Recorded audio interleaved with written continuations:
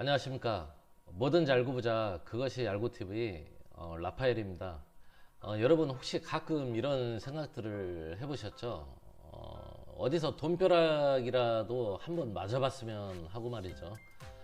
요즘 너무나도 돈 벌기가 많이 힘들고 또 그렇게 또 어려운 시기라 그럴 것입니다.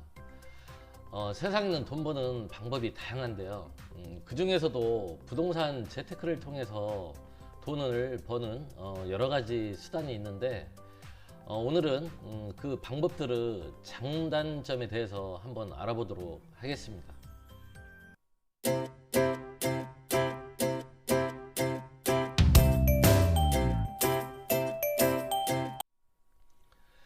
자, 부동산 재테크에는 뭐가 있을까요?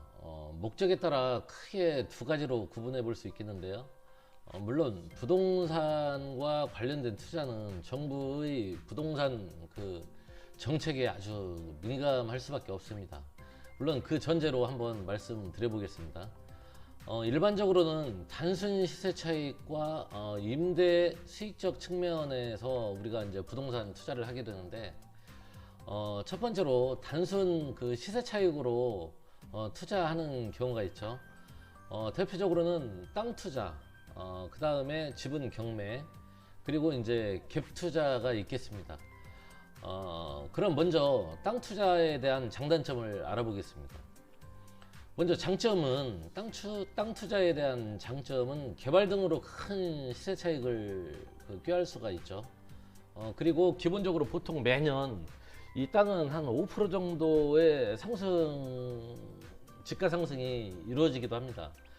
그래서 이렇게 땅을 투자한 후에는 별로 또 신경 쓸 거리가 없다라는 장점이 있죠.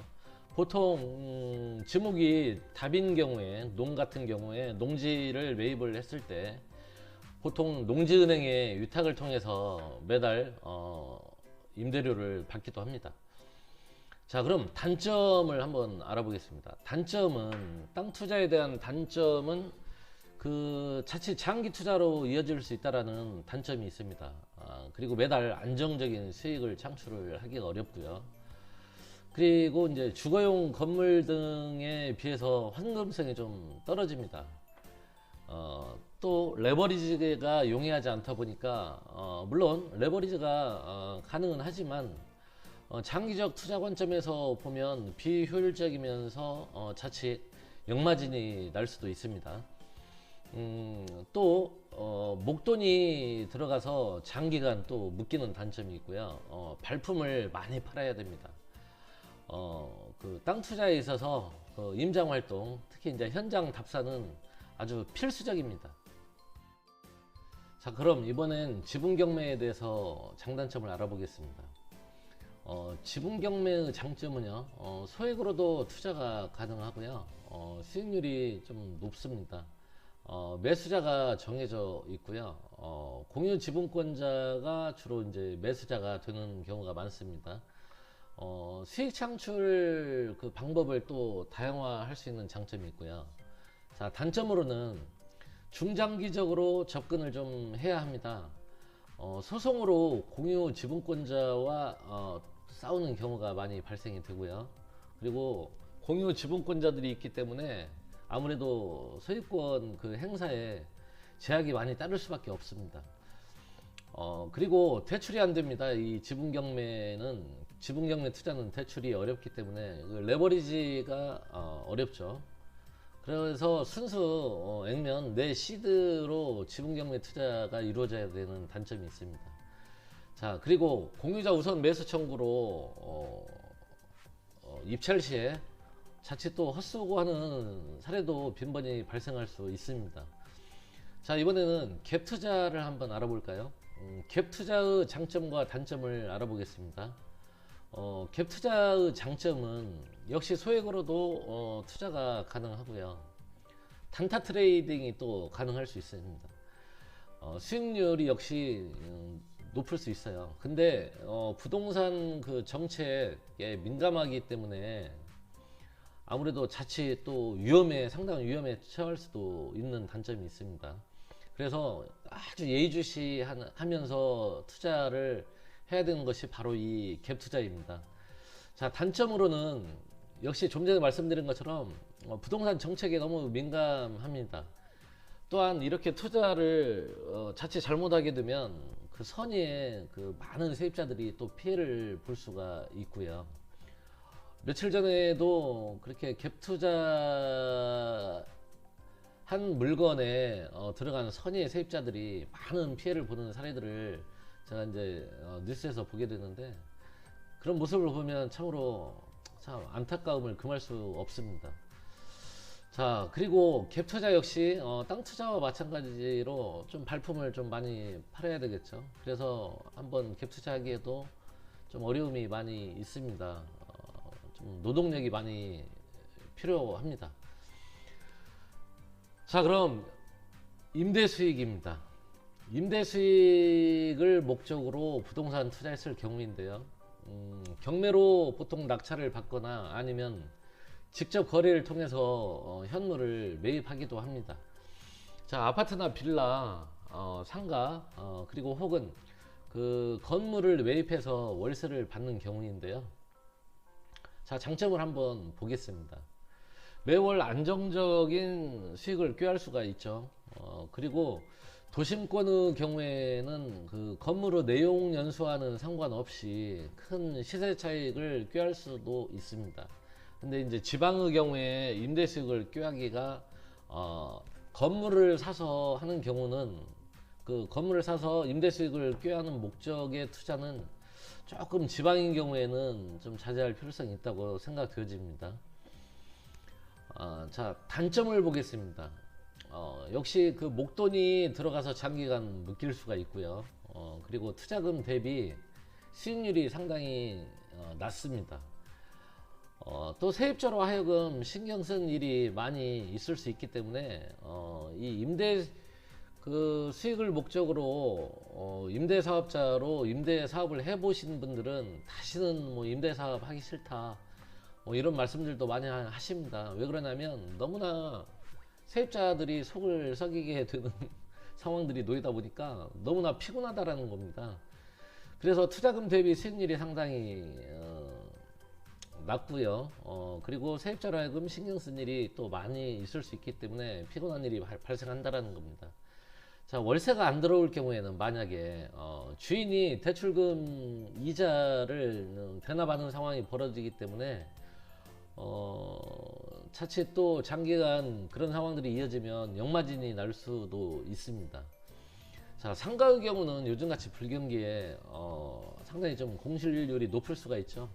그래서 자칫 장기간 또 목돈이 이렇게 묶이는 상황이 벌어질 수도 있기 때문에 항상 이 부동산 투자는 그 정책과 그 경제 상황의 흐름을 잘 파악을 하셔서 예의주시 하시면서 투자가 이루어지셔야 하겠습니다. 여러분, 위에서 열거한 것처럼 이렇게 재테크 방법은 좀 다양한데요. 아마도 재테크 원칙인 원금 보전, 그리고 안정성, 그리고 수익성 면에서는 어딘가 2% 부족하죠. 위의 재테크 방법에서 하자가 만약에 발생이 된다면 그 출구 전략적인 측면에서는 싸게 파는 방법밖에 없습니다. 자, 그럼 여러분, 부동산 재테크에 있어서 가장 베스트는 뭘까요? 이 부동산 재테크도 경영 원칙과 마찬가지로 최소 비용으로 최대의 효과를 내는 것인데요. 최소 비용으로 가능한 그 레버리지를 활용하는 것입니다. 그러면 차별화된 이 새로운 부동산 그 재테크 방법인 권리 투자의 장단점을 한번 보도록 하겠습니다. 자, 장점으로는요, 재테크 원칙을 충족할 수가 있습니다. 확실한 원금 보전, 그리고 매월 꾸준한 안정적인 그 높은 수익을 창출할 수가 있고요. 만약에 문제가 발생이 될 시에는 싸게 팔 이유 없이 다양한 출구 전략을 또 구사할 수가 있습니다. 자, 매수자가 또 정해져 있습니다. 이렇게 문제가 발생이 될 때 어떤 매수자가 정해져 있냐면 NPL 업체이거나 아니면 경매를 통해서 낙찰자가 또 기다리고 있죠. 자, 또 투자 시에는 권리 선점 후에 여러 가지 그 과정에서 단계별 수익을 또 창출할 수가 있습니다. 자, 1차적으로 권리 투자의 수익을 꾀하면서 문제가 발생이 되면 내가 임대 수익을 목적으로 내가 경매에 직접 입찰에 참여해서 낙찰을 받아 가지고 유입을 해서 시세 차익으로 매매를 꾀할 수도 있다라는 겁니다. 자, 그리고 이 권리 투자 역시 주거용 부동산에 대한 투자이다 보니까 환금성이 아주 뛰어납니다. 그래서 언제든지 단기 투자도 가능하고요, 중장기 투자도 가능할 수가 있습니다. 자, 레버리지가 용이하기 때문에 레버리지를 통해서 또 높은 수익을 극대화할 수가 있습니다. 마찬가지로 이 권리 투자도 소액 투자도 가능하고요. 이 권리 투자를 누적해서 계속 투자를 하시다 보면 예컨대 규모의 경제라고 들어보셨죠? 규모의 경제화로 그 또한 수익을 극대화할 수가 있습니다. 자, 단점으로는요, 아무래도 일반인들이 접근하시기에는 좀 무리수가 있습니다. 전문가 영역이다 보니까 이렇게 권리 투자 대상 물건을 찾기도 쉽지 않고요. 또 내가 그 물건을 찾았다 하더라도 여러 가지 많은 그 투자 경험이 있어야만이 이 권리 투자도 할 수가 있습니다.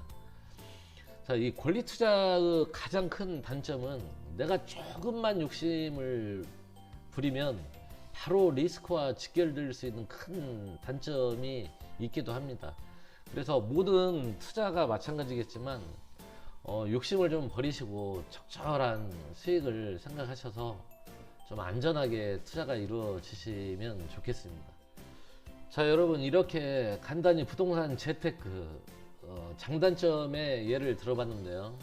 누구나가 추구하는 재테크 방법들이 다양하게 있으실 겁니다. 어쨌거나 나에게 유리한 방법을 찾아서 이익을 추구하면 그만이겠지만 돈 버는 거 절대 쉽지 않기 때문에 부지런히 공부하셔야겠습니다. 자, 오늘은 여기까지고요. 오늘도 즐겁고 행복한 하루 되십시오. 감사합니다.